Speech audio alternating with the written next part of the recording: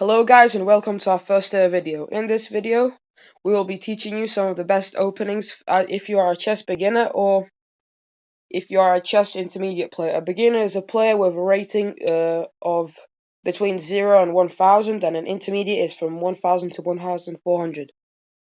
So we are going to show you some of the best openings against each other for beginners. The first opening is the London system. The London system starts off with d4. Now, black has two main responses. It's either d6 or d5. d6 is the king's Indian. We just developed the bishop. Alright, now they get ready to fianchetto their bishop. We play knight f3, developing the knight and making it a lot more active. We play pawn to e3, opening up our light squared bishop and preparing it for development. And now we play bishop to d3, putting it on a big scope and controlling many squares. Our opponent is playing the king's Indian. This is one of the most common responses to the London system. If instead the opponent plays knight to c6, we play knight c3, but since they castled, we finish off the pawn pyramid with pawn to c6. Our opponent will continue development, and we will just put our knight on d7, developing the knight. And then we will simply castle, and that's it for the London system. This system focuses on a more positional type of game, and it allows us to get quick development and castle our king to safety, ensuring that we win this game. This is one of the best openings for beginners, as it isn't complicated and there are not many good responses to it. Okay, now I'm going to show you the fried liver attack. The fried liver attack starts off with e4. Our opponent will respond with e5. This is the most common opening chess move. We play knight to f3, attacking the pawn. They will defend the pawn with knight to c6. We will play bishop to c4. This is the Italian game. This is the most popular opening in all of chess. And usually, when you play the Italian at higher level, you play d4 and get ready for a slower game. But now we are going to play knight to g5, threatening the weak f7 pawn with our knight and threatening a fork on the queen and the rook. The most common move for black here is to block the attack with d5. We will simply just capture the pawn with our pawn.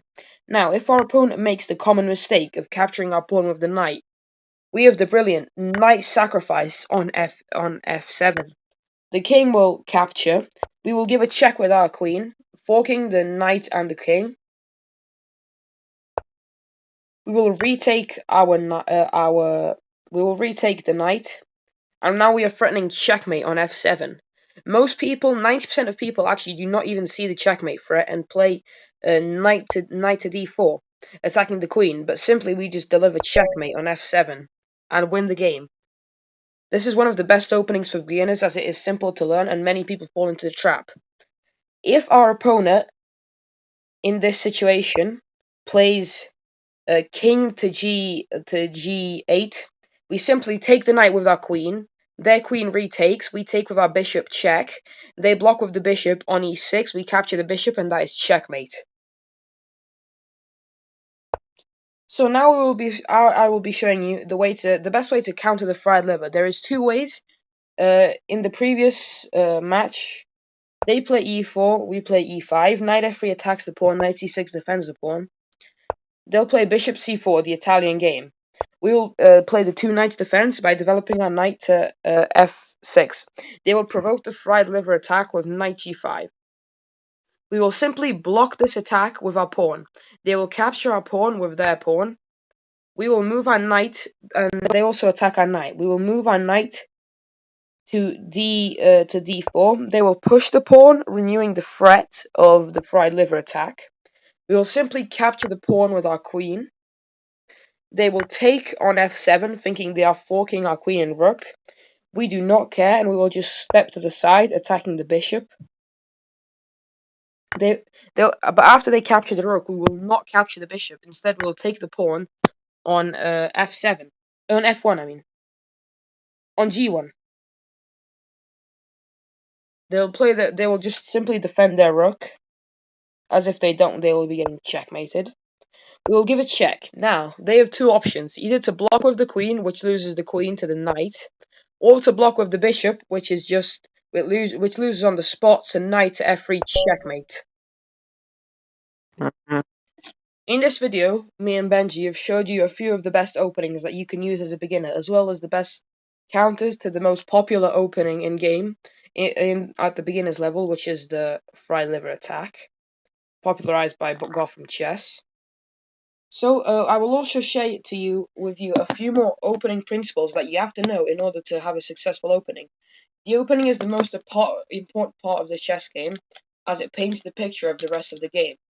The first and most important opening principle is to take control of the center with with your pawns, and the center four squares are e4, e5, d4, and d5. You do this by either playing pawn e4 or pawn d4 as your first move. Principle number 2 is to develop your pieces quickly.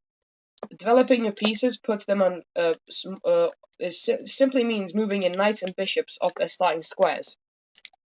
This means that they will be more active and control a lot more squares. Usually the player who develops first wins the game, as they are in a lot better of a position. And the third principle is develop your knights before your bishops, unless you are playing an opening like the fried liver or the Ruy Lopez.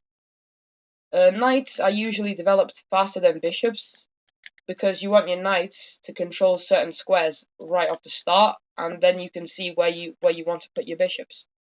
That's been it for today's video, where we have taught you about a few openings that you can use. Be sure to drop a like and subscribe, and we will see you in the next video.